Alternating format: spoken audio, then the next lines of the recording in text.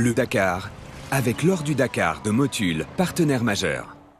En route pour le Dakar 2019, avec le groupe Debar Automobile, Réseau National Multimarque.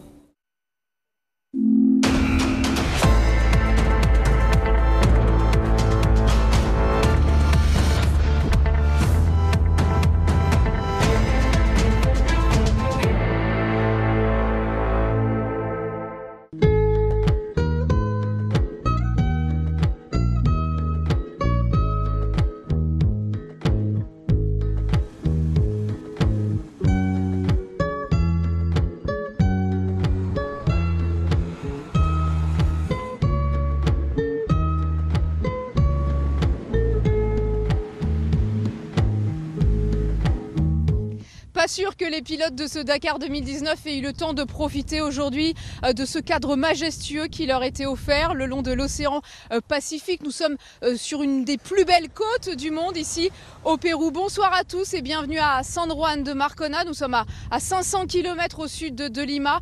Une biodiversité incroyable ici. Après la mise en bouche hier, place aux choses sérieuses. 342 km de spécial le long d'un cordon dunaire incroyable. Tout de suite, de très belles images. Et on se retrouve dans un instant sur le bivouac.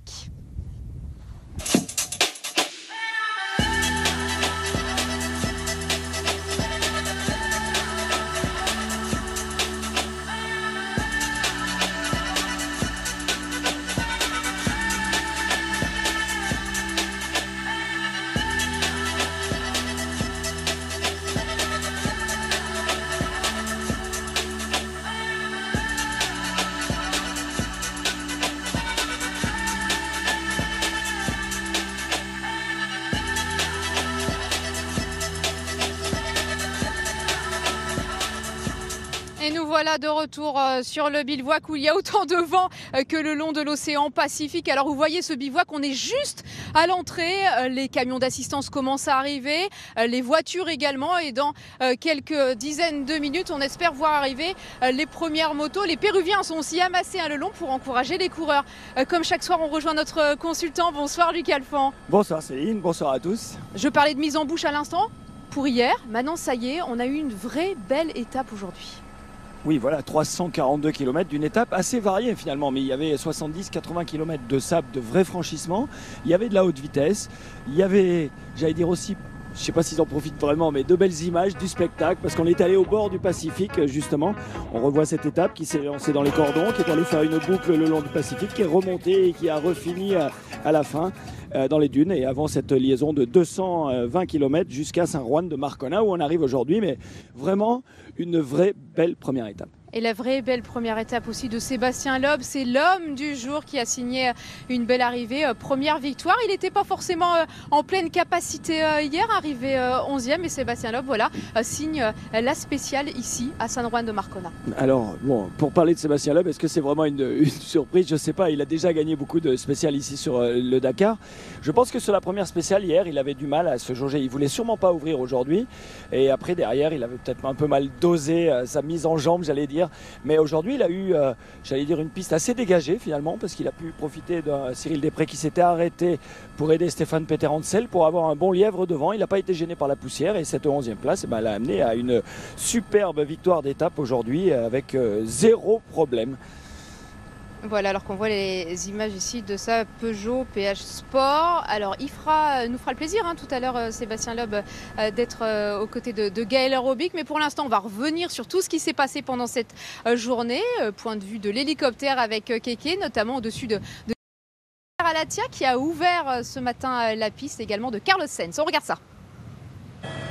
Bonjour à tous, bonjour Céline. On est au-dessus de Nasser Al-Attiyah et Carlos Sainz qui sont partis l'un derrière l'autre ce matin. Nasser Al-Attiyah en tête puisqu'il a gagné l'étape d'hier. Il est parti avec 2 minutes d'avance sur Carlos Sainz. 2 minutes avant ne s'élance. Et voyez, à 40 km de l'arrivée à peu près, eh bien, les deux hommes sont quasiment roue dans roue devant la Toyota blanche de Nasser Al-Attiyah et derrière lui, dans les dunes, le buggy mini de Carlos Sainz, tenant du titre, vainqueur du Dakar 2018. Carlos Sainz qui a fini par rattraper Nasser Al-Attiyah, mais qui n'a pas vraiment d'intérêt à le dépasser, dans la mesure où eh bien, s'il finit juste derrière Nasser Al-Attiyah, Carlos Sainz va se retrouver forcément en très bonne position. Il aura récupéré les 2 minutes perdues hier et donc ce sera la très bonne affaire pour l'Espagnol. Pourquoi Nasser Al-Attiyah a-t-il été rattrapé par Carlos Sainz? Tout simplement parce qu'aujourd'hui, dans les dunes et dans cette longue étape, première longue étape de ce Dakar 2019, il fallait faire 343 km avec 2 secteurs dunaires assez copieux. Là, on est dans le deuxième et le dernier secteur dunaire du jour. Et ouvrir la trace pour Nasser Al-Attiyah et son copilote français Mathieu Baumel, c'est très compliqué parce qu'il n'y avait pas de trace de moto. Les voitures sont parties en premier. Et évidemment, on ne peut pas aller aussi vite que lorsqu'on a des repères de traces de concurrents qui sont passés devant vous. Donc Nasser Al-Attiyah a soutenu un rythme, mais un rythme sûrement moins élevé qu'à l'habitude. Mais pour lui, ce n'est pas grave, il nous le confiait hier soir, que l'on gagne l'étape aujourd'hui ou qu'on ne la gagne pas, je parle de ce jour, eh bien c'est pas très important. L'essentiel est d'être dans le paquet de tête. Eh bien ils le sont tous les deux, Carlos Sainz et Nasser Al-Attiyah. Dans le paquet de tête, c'est sûr et certain. Et pas sûr que Carlos Sainz ne double Nasser avant la fin de la spéciale. Gaël Robic nous le dira tout à l'heure.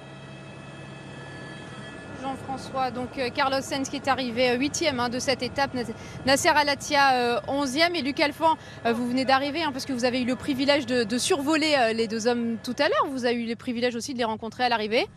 On les écoute? Allez, on les écoute ensemble, réaction avec Luc Alphand tout à l'heure. Eh bien voilà, Céline, je suis à l'arrivée donc de cette deuxième spéciale. La vraie première grande spéciale de ce rallye. Ça s'est bien passé quand même aujourd'hui. Bon, tu es vite remonté sur Nasser et après, c'était quoi la stratégie? Bon, déjà, j'ai crevé après quelques kilomètres et on a perdu pas mal de temps pour changer le pneu. Après, je pense que Nasser, il a crevé aussi. Il est parti devant moi et on a fait toute la spéciale ensemble. Ouais. Et c'était pas possible de doubler, il y avait quand même des zones avec de la poussière et des zones dans le sable. Pour moi, ça va comme ça.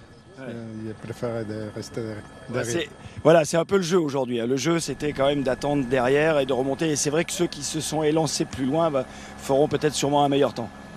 Oui, c'est sûr.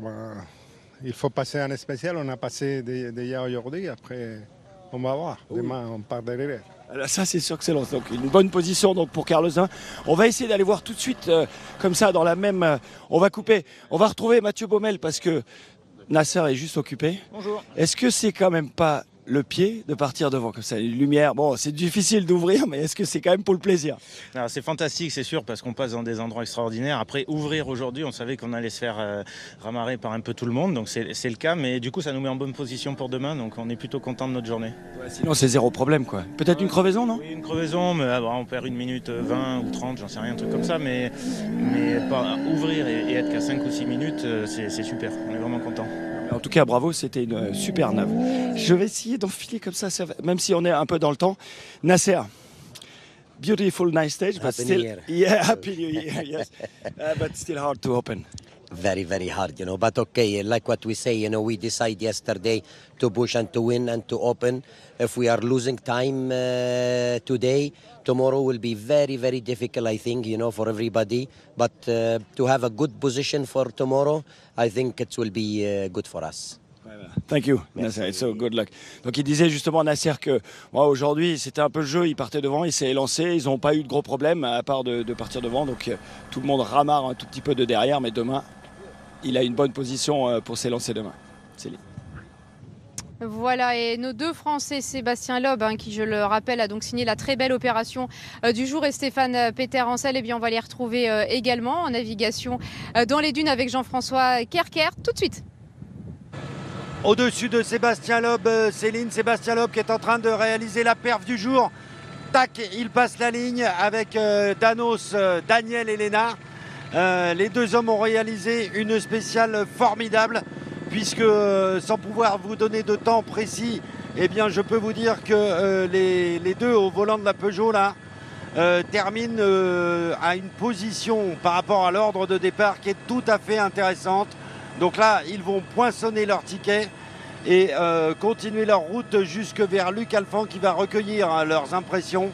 Mais c'est quasi sûr qu'aujourd'hui, Daniel Elena, Sébastien Loeb au volant ont réussi une performance de tout premier plan. Vous voyez, il devance Stéphane Peter-Ancel à l'arrivée. Stéphane Peter-Ancel qui était parti bien avant eux. Donc là, Sébastien Loeb va prendre une grosse avance au classement général sur Stéphane Peter-Ancel. Et Stéphane Peter-Ancel, ce que l'on sait pour l'instant, Céline, c'est qu'il a perdu 20 minutes aux alentours du kilomètre 109. Pourquoi a-t-il perdu 20 minutes? Eh ben, on le saura tout à l'heure au micro de Luc Alphand. En tout cas, pour Sébastien Loeb, c'est la journée quasi parfaite. Pour Stéphane Peter-Ancel et David Castera, qui vient d'ouvrir sa portière là avec la Mini, eh bien c'est la journée un peu loupée. Que leur est-il arrivé au bord des dunes du bord de mer, au bord du Pacifique, là tout à l'heure au kilomètre 109? Ben, on le saura tout à l'heure.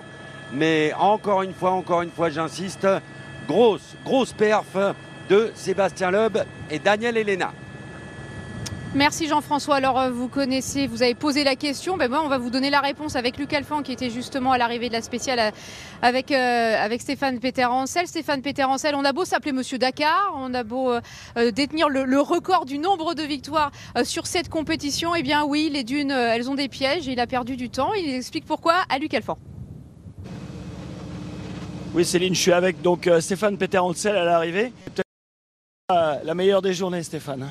C'est pas la meilleure des journées, mais on s'est vraiment mis dans un mauvais endroit, planté jusqu'au cou. Et je pense que sans l'aide de Cyril avec un coup de corde, on y serait peut-être encore. Donc dans notre malheur, on s'en sort quand même pas trop mal grâce à Cyril qui nous a donné un coup de main. Ah ben d'accord, ben c'est bien. Bon ben il y aura d'autres belles journées, hein, Stéphane, merci. T'inquiète pas. Allez Luc, une petite question, c'est la mauvaise opération pour Stéphane Peter-Ancel, mais bon, rien d'inquiétant quand même. Ah ben sur un Dakar, 20 minutes, c'est peut-être beaucoup ou c'est peut-être vraiment rien parce que la course est encore vraiment longue. Alors à sa décharge, il est resté, comme on peut dire, sur des zones qui sont les pires parce que c'était du sable très mou, il n'y a pas beaucoup de relief, donc c'est pratiquement plat. Donc une fois qu'on est planté au milieu d'un vrai plat, eh ben on avance à la longueur des plaques. Donc heureusement que Cyril est venu leur filer un coup de main et voilà, il abandonne aujourd'hui 15 minutes à l'étape et finalement ce sera peut-être rien. Il aura une bonne position pour s'élancer demain et on connaît Stéphane, hein, c'est un vrai battant, il lâchera jamais rien jusqu'au bout. 3h26 pour effectuer les 342 km de spécial. Sébastien Loeb donc signe cette victoire d'étape. Luc, vous étiez à ses côtés à l'arrivée de la spéciale tout à l'heure. Il s'en est bien sorti. Pourquoi? Réponse tout de suite. Oui Céline, donc à l'arrivée ici je retrouve un homme heureux. Hein. Bonne année et belle victoire d'étape aujourd'hui. Ouais, bonne année aussi. Ouais, belle victoire. C'est vrai que c'était une longue spéciale, on ne sait pas où on en est dans la spéciale, on partait loin derrière parce que hier on avait voulu le prendre tranquille histoire d'avoir justement une position sur la route assez favorable. Finalement j'ai pas rattrapé grand monde dans la spéciale, je me suis dit putain je suis posé. Mais j'avais une voiture devant que j'avais rattrapé quasiment pas, mais en fait c'était Cyril qui avait perdu du temps au début de la spéciale et donc aucune idée à la fin de la spéciale où on en est, on a vu 1 sur 11, on s'est dit bon. Ouais, parce qu'à ce jeu-là, de ceux qui reviennent, souvent on est gêné dans la poussière, mais vous n'avez pas eu de poussière. Bah non, justement, j'ai redoublé qu'une voiture en partant 13e. Je me suis dit, je suis posé. Donc l'avantage de cette belle victoire, c'est demain de partir devant. Ça, c'est le jeu, c'est un avantage ou des avantages. Ouais, de toute façon, à un moment donné, il faut le faire. Aujourd'hui, on ne voulait pas partir devant parce qu'il n'y avait pas de moto devant. Demain, si je ne me trompe pas, il y a les motos, oui. C'est ça, hein, donc on visait la perfo aujourd'hui, demain on assumera les conséquences. On verra ça demain. Bravo à vous en tout cas, merci. Et vous restez avec nous parce que dans cette émission, eh bien, Sébastien Loeb sera à nos côtés. Il est arrivé ici au bivouac, il attend son camion d'assistance et il sera à nos côtés tout à l'heure pour parler de cette victoire. Alors il y a un homme aussi, Luc Alphand, qui fait le show chaque année. Ça faisait 2 ans qu'on ne l'avait pas vu sur Dakar, c'est Robbie Gordon. À bord d'un Textron, on va voir les images dans un instant avec Jean-François Kerkert. Robbie Gordon, c'est monsieur l'Américain, monsieur le show dans toute sa splendeur. Voilà, c'est celui qui a la semelle de plomb, on l'appelle. Il a toujours roulé très vite. C'est les Américains ont l'habitude de rouler ce qu'on appelle les Pro Trucks, c'est-à-dire les grosses catégories avec beaucoup de débattements, des gros moteurs, plus de 1000 chevaux. Mais là, ici, on peut apparenter ces UTV Open, on l'a appelé cette classe comme ça, à des petits buggy et qui passent très très bien dans le sable, mais qui manquent un peu de vitesse de pointe. Et c'est aujourd'hui, quand même, ils se sont fait ramarrer. Mais au niveau du sable, Robbie Gordon, c'est toujours le show. C'est toujours l'américain. Et je crois qu'il était un peu déçu parce qu'il a toujours envie d'aller un peu plus vite, bien sûr. Et il attend, bien sûr, des étapes plus techniques et beaucoup plus tortueuses et avec plus de sable. Alors, on voit l'image. On a vu l'image de Robbie Gordon. On va écouter maintenant les commentaires de Jean-François Kerkart était au-dessus de lui tout à l'heure. Nous revoilà, Céline, pour suivre un petit moment Robbie Gordon, l'américain, qui n'était pas venu sur le Dakar depuis un petit moment. Et qui se traîne un peu, on va le dire, parce qu'on en attendait beaucoup de Robbie Gordon pour cette édition 2019. Le grand retour de l'Américain, eh bien pour l'instant, c'est pas tout à fait ça. Parce que hier, il a terminé 21e de la première étape. On pensait qu'il ferait peut-être mieux, mais en fait, il est à sa place. Il n'est pas venu sur le Dakar depuis 3 ans, de 2005 à 2015.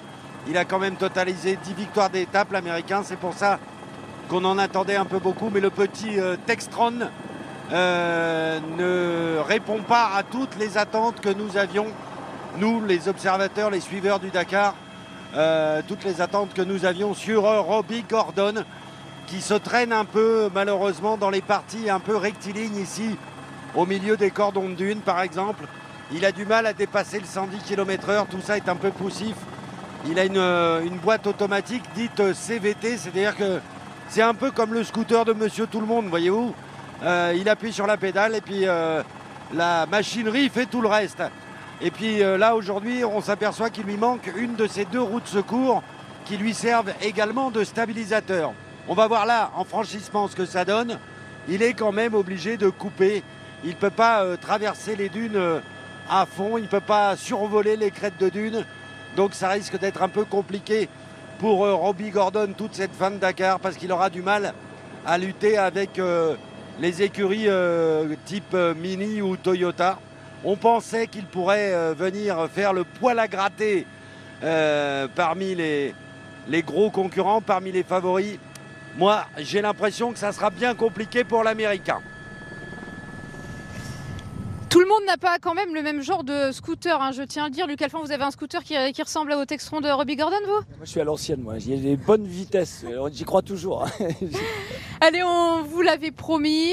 On va retrouver Sébastien Loeb en direct avec Richard Coffin. Le nonuple, le champion du monde des rallyes, avait décidé de ne pas recourir ce Dakar. Et puis, il y a 2-3 mois, eh bien, il a changé d'avis, un peu piqué au Dakar. Les crevaisons, les incidents mécaniques et l'abandon surtout de l'année dernière ne l'ont pas dissuadé. Gaël Robic, il est à vos côtés. Et oui, Céline et Lucho, figurez-vous que Sébastien Loeb est allé tellement vite aujourd'hui que lorsqu'il est arrivé ici au bivouac de San Juan de Marcona, eh bien son équipe, ses mécanos n'étaient pas encore arrivés. Ils sont juste derrière nous maintenant. Bonne journée, Séba. Et d'une? Ouais, une bonne journée, ouais, c'est clair. Aujourd'hui, on a essayé d'attaquer. Hier, c'était pas la stratégie parce qu'on voulait pas être devant sur la route. Aujourd'hui, on a réussi à en profiter, on gagne la spéciale. Donc, c'était une bonne journée, une longue spéciale, pas simple, des dunes, un petit peu de tout. Mais on n'a pas fait d'erreur, la voiture a bien marché, Daniel aussi, donc tout va bien. C'est pas tous les jours qu'un pilote privé gagne sur le Dakar. Non, et puis c'est pas facile de gagner une spéciale comme ça, parce qu'en plus dans le rythme, je savais pas trop où j'en étais. J'ai rattrapé qu'une voiture en partant 13e, donc je me suis dit je suis pas dans le bon rythme, c'est pas bon signe.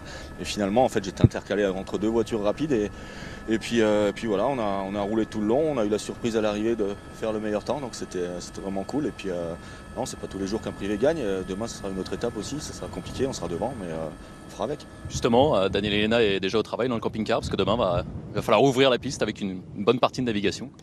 Ouais, aujourd'hui on voulait vraiment pas ouvrir parce qu'aujourd'hui c'est les voitures qui ouvraient, il n'y avait pas les motos. Demain on a les motos devant, donc on a quand même la trace des motos qui n'est pas toujours la même.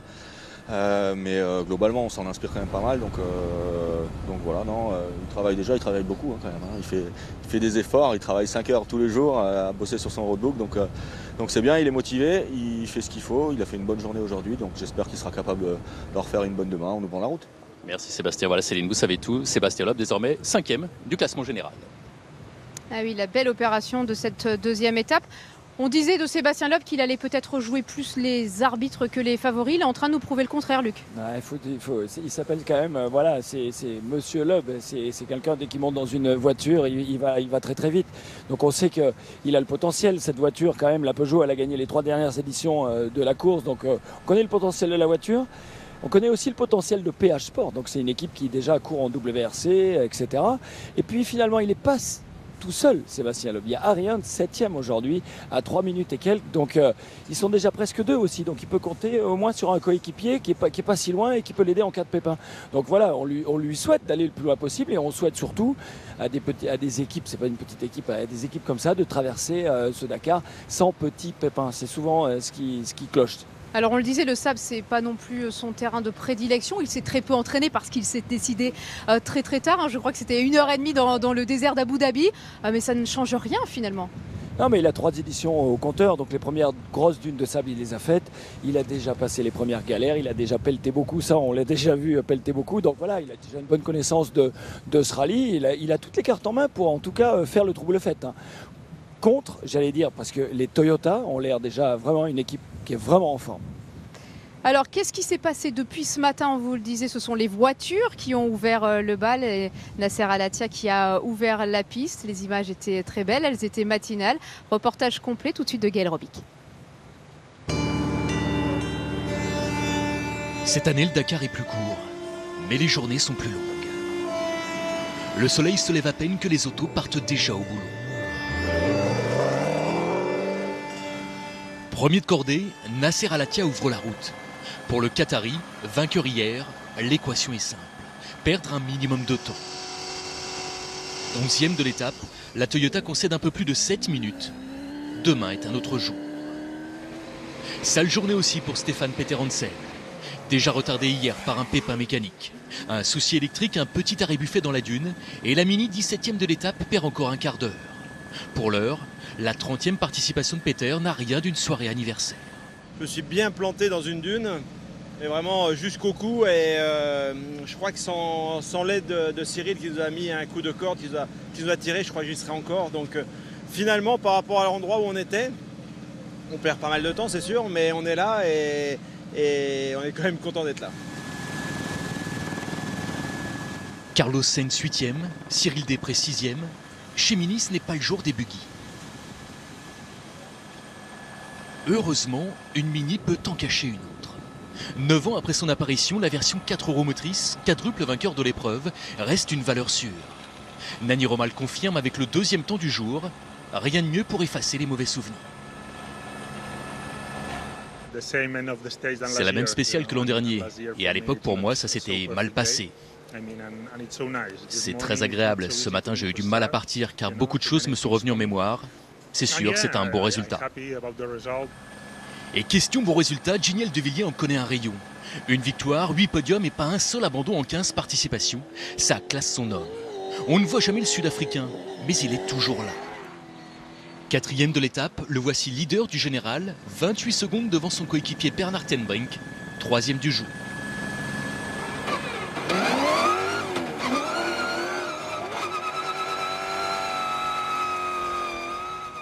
Ma foi, tout s'est bien passé, pas d'erreur, c'est une belle spéciale. En général, il n'est pas du matin. Les réveils à l'aube, très peu pour Sébastien Loeb. Quoique, une fois n'est pas coutume, il se lève du bon pied. Un pied droit sacrément lourd. Vainqueur avec 8 secondes d'avance sur Nani Roma, l'Alsacien signe son 11e succès sur un Dakar. Ce qu'on appelle une sacrée bonne journée pour un pilote privé. Après 3 ans d'absence, Robbie Gordon a déjà perdu près d'1 heure. Les comebacks sont rarement une bonne idée, et ce n'est pas qu'une question de règlement.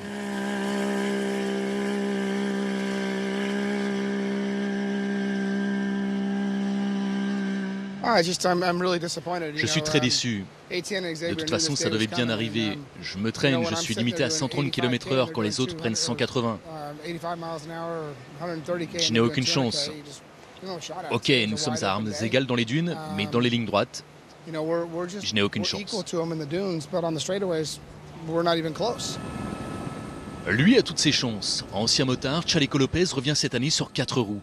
Après 11 victoires d'étape à moto, le Chilien ouvre son palmarès en SXS. Encore un motard du Dakar, doté d'un joli petit coup de volant. Pisco San Juan de Marcona, on regarde avec vous le classement, Luc. Oui, aujourd'hui de la spéciale, donc on vient de le voir, Loeb devant Nani Roma, Ten Brink, les deux Toyota, donc avec De Villiers, et Al Rajhi avec la Mini. Donc c'était finalement, à part Loeb, le jour des 4 roues, mais au classement général, regardez ce qui se passe, c'est les Toyota qui sont devant, donc De Villiers, Ten Brink qui prennent la tête, et puis il y a 2 Mini derrière, des anciennes générations peut-être, mais avec Nani Roma et Al Rajhi, ce sont une très belle perf aussi.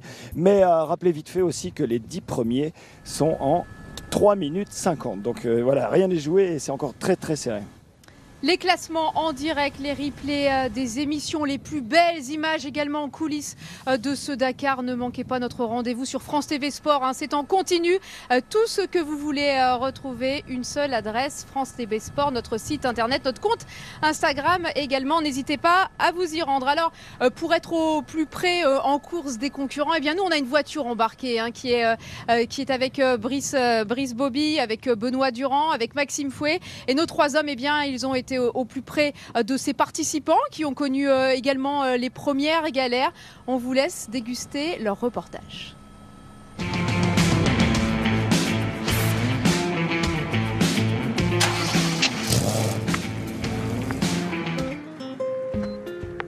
Il pensait avoir trouvé la solution à son problème, sauf que sa solution est en train de le lâcher.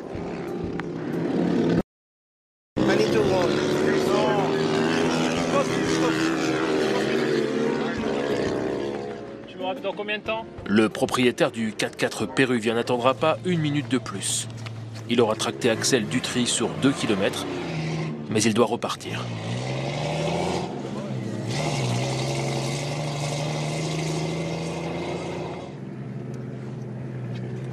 Le Français est désormais seul, avec son quad, moteur cassé, après seulement 20 km sur ce Dakar.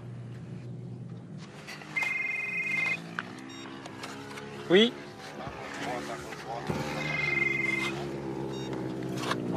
Oui. Voici les instructions. Il faut rouler en direction sud. Oui. Vers la route panaméricaine. Sud pour attraper la panaméricaine? Oui, et vous retournez au bivouac pour réparation. Ok, d'accord. Sauf que pour rejoindre la panaméricaine et rentrer réparé au bivouac, il faut d'abord trouver quelqu'un pour le tracter.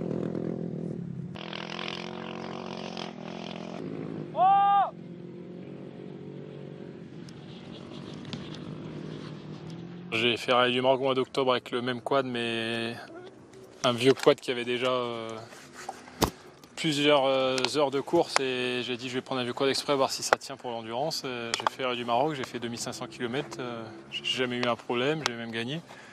Et alors fait le même neuf et il fait 18 km. C'est sport mécanique. Mais là quand même, ça fait mal.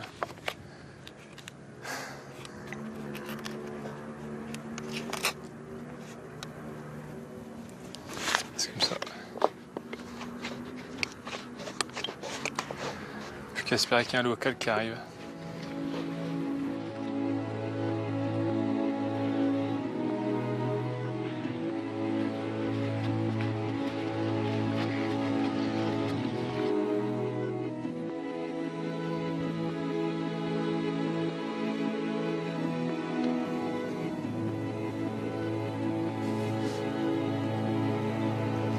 Le local va arriver de nulle part en sens inverse, 5 minutes plus tard, inespéré pour Axel.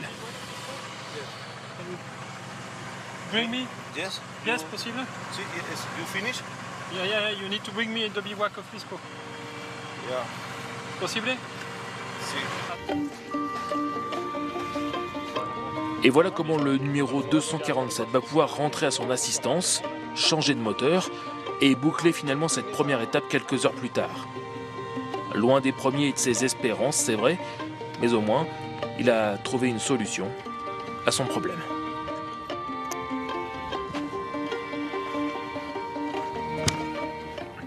Et la solution a été trouvée pour Axel Dutry, le pilote originaire de Calais, qui s'y connaît pourtant bien en pièces mécaniques puisqu'il gère une entreprise justement de pièces détachées. Axel Dutry qui avait fait un beau parcours l'année dernière sur ce Dakar. Il avait terminé 9e et encore plus beau parcours l'année précédente où il avait terminé 5e. Il est donc actuellement avant-dernier du classement, mais espérons pour lui que tout s'enchaîne beaucoup plus vite. Allez, on va partir de l'autre côté du bivouac avec les premiers concurrents des voitures donc, qui arrivent au compte-gouttes. Richard Coffin, je crois que vous êtes avec l'un d'entre eux. Oui, Céline, avec Ronan Chabot, Gilles Pilot. Alors, les hommes d'expérience, 19e place aujourd'hui à 18 minutes de Sébastien Loeb. 17e Dakar, je crois, pour vous deux. Vous l'avez vécu comment, cette étape aujourd'hui?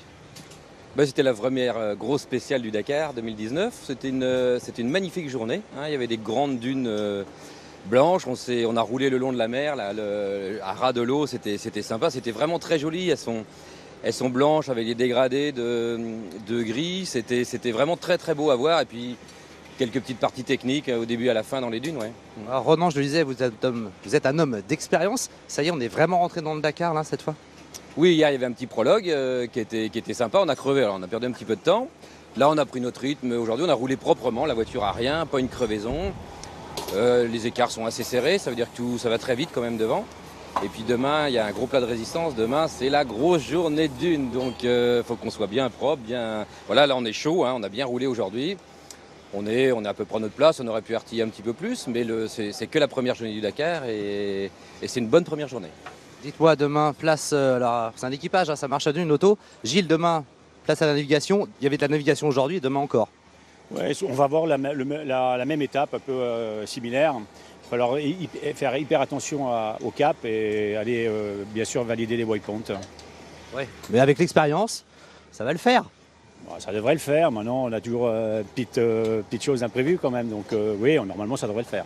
Merci messieurs, on vous laisse vous reposer, il fait chaud là. Merci beaucoup Richard. Allez, on ouvre à présent notre page moto. Il s'est imposé l'an passé, il s'est imposé tout à l'heure. C'est Mathias Wagner, le pilote de chez KTM. On va en reparler dans quelques instants. Mais d'abord, on va prendre des nouvelles de notre Français Adrien Van Beveren, le pilote de chez Yamaha. Christian Choupin était au-dessus de sa machine tout à l'heure depuis l'hélicoptère. Christian, à vous. Belle vision de carte postale avec le Pacifique. Nous sommes au kilomètre 110. Les pilotes viennent de descendre une dune d'une hauteur à peu près de 200 mètres. On est avec Adrien Van Beveren ici en plan large avec Eric Vessière aux manettes et Francisco Diaz au pilotage. Adrien Van Beveren qui ne semble pas être dans un rythme extraordinaire depuis ce début de spécial. J'espère me tromper, mais il faut dire que son pilotage est tellement fluide, il paraît facile sur sa moto. En tout cas, depuis le départ, il ne prend pas de risques. Il se contente de rouler sur un très bon rythme. Aucune erreur de cap, même si on l'a vu un peu hésitant dans quelques passages de dunes sur les premiers kilomètres. Mais là, il est sur la bonne trajectoire le long du Pacifique. Il est juste derrière l'Américain Ricky Brabec qui a à peu près 2 minutes devant lui. Il roule seul. Il est maintenant au milieu des voitures aussi. Tous les 2 ou 3 kilomètres, il rattrape une voiture, souvent dans la poussière. Ce n'est pas le cas au bord de la mer où le sable est bien sûr un peu plus humide, un peu plus porteur. Mais là, attention, en bordure de mer, il y a aussi les cailloux. Et il faut vraiment bien lire le terrain, bien rester debout sur ses cale-pieds. On le voit, il se lève assez souvent sur sa moto. Sauf ici où il y a une petite partie plane où il peut attaquer et donner de la motricité en mettant du poids sur l'arrière de sa moto. Là il se lève, regardez, il y a beaucoup de cailloux et c'est sur ce genre de terrain que l'on peut vite passer par-dessus la moto. Le long de la mer, ici donc, à plus de 200 km de l'arrivée avec Adrien Van Beveren.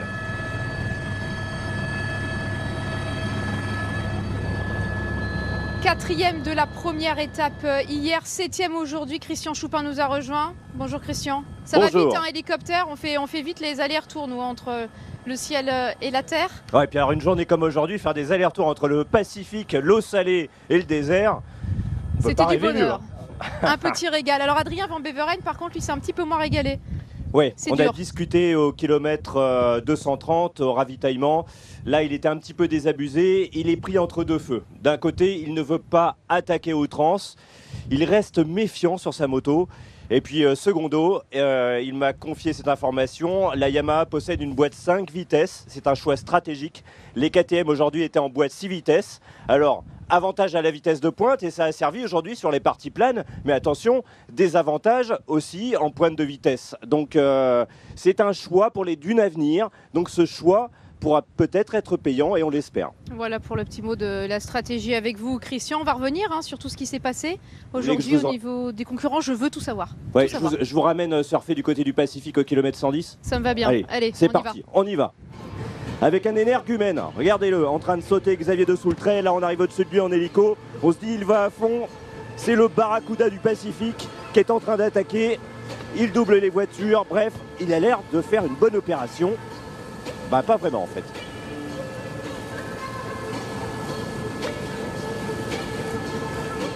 J'en ai un peu rajouté. C'est pas mon fort, pourtant le scrub et le motocross. Mais je vous ai entendu sur la plage au bord du Pacifique, une petite bosse. Je me suis dit, bon, là, ça peut faire une image sympa. Et j'espère que vous l'avez eu. Bon, Céline, vous m'écoutez pas regarder cette image. C'est ça un scrub, un whip. C'est des figures de supercross. Mais n'empêche qu'à l'arrivée, il est 12e à 16 minutes 11. Donc c'est sympa de faire des images en hélico.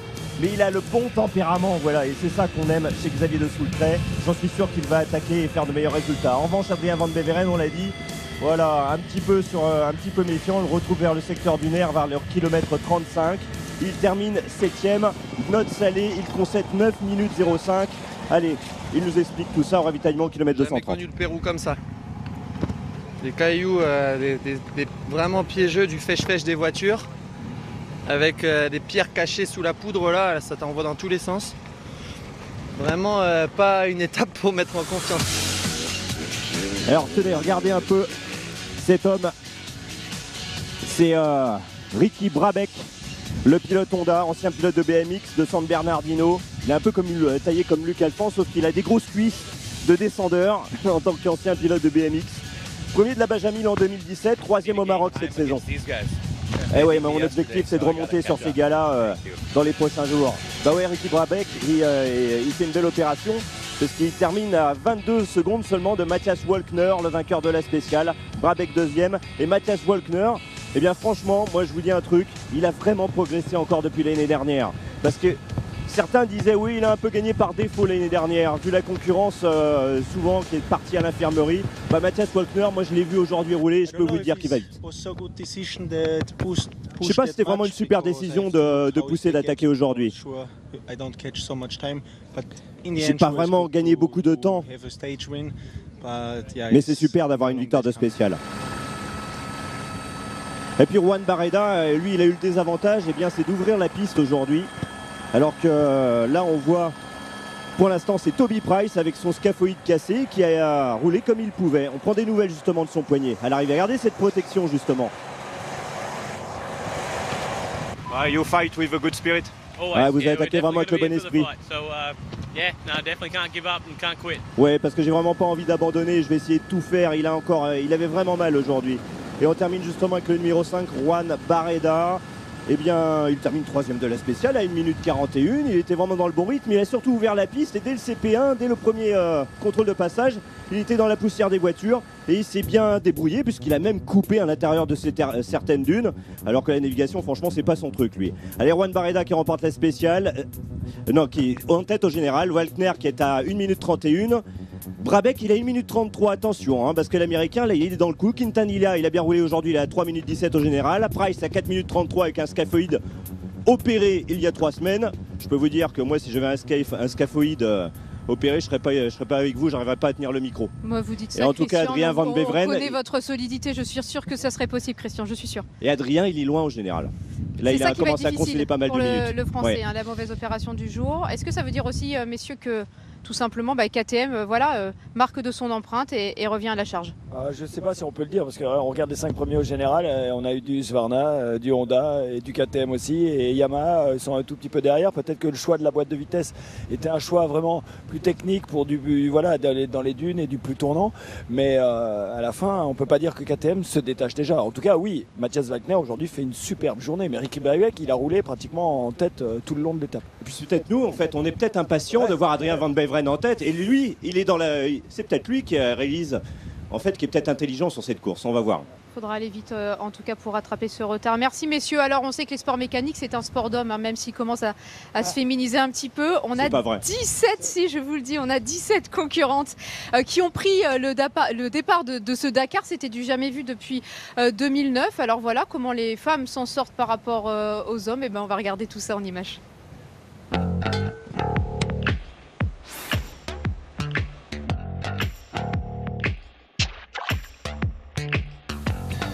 Des femmes sur le Dakar, ce n'est pas une illusion. Et pas seulement pour voir passer les concurrents. 17 engagés cette année, 6 en catégorie moto. La référence en la matière, la voici. Laia Sanz, 8 participations au compteur. L'Espagnol affiche une 9e place pour meilleure performance en 2015. De quoi donner des idées aux autres. Diana Velarde, 24 ans, porte bien plus que son drapeau. La jeune femme, qui a vaincu un cancer, dispute son premier Dakar. 116e hier à 51 minutes du vainqueur, elle est la première péruvienne sur le rallye. En matière de combativité, elle n'a rien à envier à personne. J'étais bien et puis j'ai perdu 30 minutes. Ça m'a pris du temps pour retrouver ma route. Et là, je me suis dit, tu dois profiter de la course. Et ça a marché. Je suis là. L'aventure se vit aussi à deux. Prenez la catégorie SXS. À gauche, Andrea Peter-Hansel, 11 participations femmes de Monsieur Dakar, avec Annette Fischer, histoire 100% féminine qui tient la route. Bon, aujourd'hui c'était super. Ça roulait bien, la navigation était parfaite. Vraiment, c'était chouette. 17 au départ, jamais depuis 2009, date de l'arrivée du rallye en Amérique du Sud, les femmes n'ont été aussi nombreuses. Un vent rafraîchissant qui, dans les dunes, fait du bien. Voilà pour ce beau reportage signé Richard Coffin, Emmanuel Kinard et monté par Lisa Gratry. Comment ça se fait, Luc Alphand, qu'on ne voit pas plus de femmes au départ de ce Dakar ? Mais pourtant c'est ouvert, hein. Je veux dire, on est justement accueillant et elles sont les bienvenues, hein. Il y a quand même rappelé, il y a un petit peu que Jutta Kleinschmidt, donc il y a déjà une femme qui a gagné le Dakar, toute catégorie au scratch, donc c'est pas encore arrivé en moto, mais les résultats de Laia Sanz sont juste bluffants ces dernières années. Donc oui, les femmes, bien sûr, venez nous rejoindre, venez profiter de l'aventure. Voilà, comme ça vous serez à mes côtés, vous viendrez gonfler l'effectif féminin. On va regarder ensemble une petite image des camions qui arriveront un petit peu plus tardivement, mais toujours spectaculaire. On va devoir les attendre un petit peu au bivouac peut-être, Luc Alphand, ceux-là. Il est fatigué, donc oui, les camions ça craint les dévers dans les dunes, donc celui-là a dû partir en tonneau. Le 506, donc voilà, c'est le... Ah oui, et le Renault... Oui, c'était un des favoris justement de cette course camion, mais vous savez, on tombe de haut en camion, c'est un peu ce qu'on dit, donc, mais ça fait très mal, donc l'équipage s'en sort bien, mais là, il a l'air bien entamé le camion, mais enfin, les mécanos, je veux dire, chez les camionneurs, on s'est réparé. Hein. Bon, plus de peur que de mal, hein. On rassure tout le monde, c'est le camion de... Denbrick. Allez, on va regarder ensemble avec vous, Luc, la carte de demain. Déjà, étape numéro 3 au départ d'ici de San Juan de Marcona, direction Arequipa. Et on prend un petit peu d'altitude. Hein. Voilà, on va monter, on va aller faire cette boucle. Vous allez voir, c'est simplement magnifique les dunes de demain et qui sont des dunes assez compliquées. On redescend et après on fera un deuxième cordon avec une deuxième boucle avant une grande liaison, avant de rejoindre Arequipa. Voilà, ça sera c'est une étape très dure. Ça va être la première qui va commencer à stopper les concurrents. Ça sera l'étape finalement la plus haute de ce Dakar, 2300 mètres. On va pouvoir aussi pour les concurrents. C'est une étape charnière déjà ? Ça va peut-être l'être, oui. On ne sait pas encore parce que pour l'instant il n'y a pas eu de gros pépins chez les favoris, mais demain ça peut commencer, oui. Allez, on regarde tout de suite les rendez-vous dans tout le sport, juste avant tout le sport, dans quelques instants. Le journal du Dakar, 20h45 sur France 3, 2h05 précise bivouac sur France 2, rediff évidemment sur France O. Et demain, eh bien, on se retrouve donc pour le résumé de cette 3e étape à 19h55 précise. Ciao, bye bye. On espère qu'on aura un petit peu moins de vent et de poussière demain, Luc. Je crois que ça fait partie quand même du Dakar. Mais un peu moins, c'est bien quand même. Allez, ciao à tous.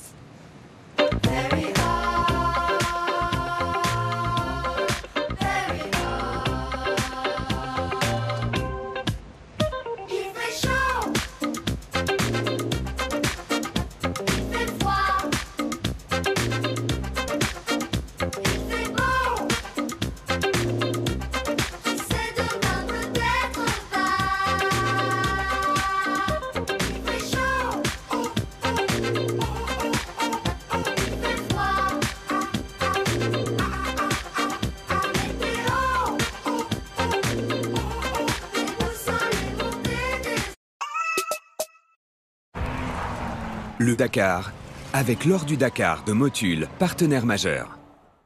C'était le Dakar 2019, avec le groupe Debar Automobile, réseau national multimarque.